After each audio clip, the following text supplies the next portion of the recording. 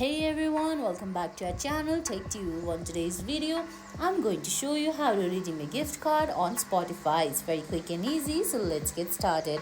First of all, you have to know you can't redeem your gift card on Spotify using Spotify app. You have to open your preferred web browser and type in spotify.com/redeem. Once you do that, on your interface, you can see they're gonna ask you to enter the PIN on the back of your gift card or enter the premium code from your in-store receipt.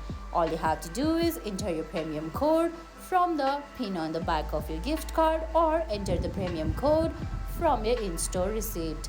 Once you do that, you have to select I'm not a robot option and follow the I'm not the robot captcha and tap on verify. And guys, your gift card redeem code will be redeemed on your Spotify account.